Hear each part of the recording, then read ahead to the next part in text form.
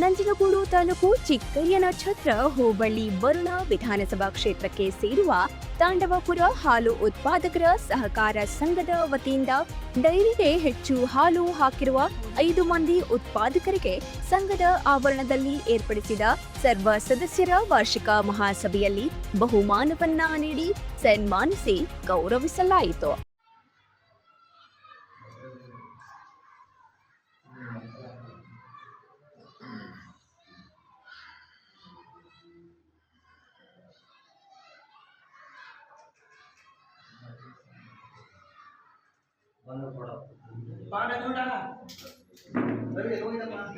ಬಳಿಕ ಸಭೆಯಲ್ಲಿ ಮುಖ್ಯ ಅತಿಥಿಗಳಾಗಿ ಭಾಗವಹಿಸಿ ಮಾತನಾಡಿದ ಮೈಸೂರು ಜಿಲ್ಲಾ ಹಾಲು ಒಕ್ಕೂಟದ ಮಾಜಿ ಅಧ್ಯಕ್ಷರು ಹಾಗೂ ನಿರ್ದೇಶಕರು ಆದ ಕೆಜೆ ಮಹೇಶ್ ಹಾಗೂ ಸದಾನಂದ ಅವರು ಮಾತನಾಡಿ, ತಾಂಡವಪುರ ಹಾಲು ಉತ್ಪಾದಕ ಸಹಕಾರ ಸಂಘವು ನಂಜನಗೂಡು ತಾಲೂಕಿಗೆ ಮಾದರಿಯ ಸಂಘವಾಗಿ ಹೊರಹೊಮ್ಮಿದೆ.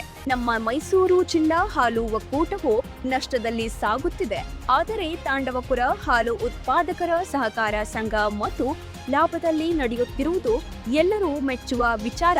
ಅದೇ ರೀತಿ ಹಾಲು ಉತ್ಪಾದಕರು ಸಂಘಕ್ಕೆ ಉತ್ತಮ ಗುಣಮಟ್ಟದ ಹಾಲು ಪೂರೈಸಿದರೆ ಸಂಘವು ಪ್ರಗತಿ ಕಾಣಲು ಸಾಧ್ಯ. ಆ ನಿಟ್ಟಿನಲ್ಲಿ ಸಂಘದ ಎಲ್ಲಾ ಸದಸ್ಯರು ಶ್ರಮಿಸುವ ಮೂಲಕ ಸಂಘವನ್ನ ಇನ್ನೂ ಉನ್ನತ ಮಟ್ಟಕ್ಕೆ ಕೊಂಡೊಯ್ಯುವಿರಿ ಎಂದು ಸಲಹೆಯನ್ನ ನೀಡಿದರು.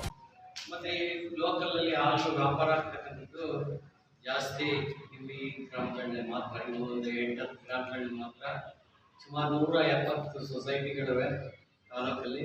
ಆ ಡೈರೆಕ್ಟ್ ಆದಾಗ 64 ಇದ್ದ, ಈಗ 170 ಪ್ರತಿ ಊರುಗಳು.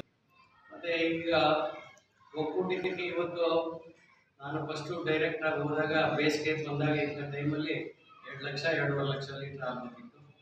ಬೇಸಿಗೆ ಬಂದಾಗ 1.5 ಲಕ್ಷ ಲೀಟ್ರ್ ಆಗ್ಬೇಕಿತ್ತು. ಆದರೆ 2 ಒಕ್ಕೂಟ ಇತ್ತು ಆಗ.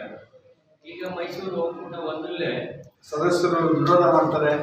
ಅದರಿಂದ ನಾವು ಹಾಲಿನ ಬೆಲೆಯನ್ನ ಮೂಲ ಬೆಲೆಯನ್ನು ಹೆಚ್ಚಿಗೆ ಮಾಡೋಕ್ಕಾಗಲ್ಲ. ಅದರಿಂದ ಸರ್ಕಾರದಿಂದಲೇ ನೇರವಾಗಿ ಅವರಿಗೆ ಏನಾದರೂ ಒಂದು ಸಹಾಯ ಮಾಡ್ಬೋದು ಅನ್ನೋ ಒಂದು ದೂರದೃಷ್ಟಿ ಇಟ್ಕೊಂಡು ಇಬ್ಬರು ಮಾಜಿ ಮುಖ್ಯಮಂತ್ರಿಗಳು ಇವತ್ತು ಉತ್ತಮ ಗುಣಮಟ್ಟದ ಹಾಲಿಗೆ 5 ರೂಪಾಯಿಗಳ ಸಹಾಯಧನವನ್ನು ನೇರವಾಗಿ ಯಾವುದೇ ರೀತಿಯ ಮಧ್ಯವರ್ತಿಗಳ ಸಹಾಯ ಇಲ್ಲದೆ, ಮಧ್ಯವರ್ತಿಗಳ ಹಾವಳಿಗಳಿಲ್ಲದೆ ನೇರವಾಗಿ ನಿಮ್ಮ ಖಾತೆಗೆ ಜಮಾ ಆಗ್ತಾ ಇರೋದನ್ನು ಗೊತ್ತಿರೋದು ವಿಷಯ.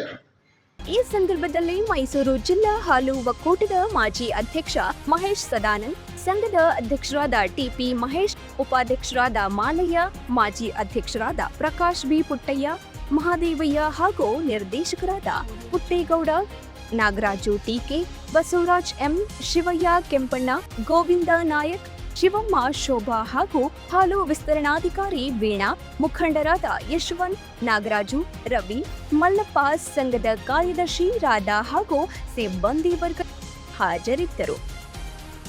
Live news, Mysuru.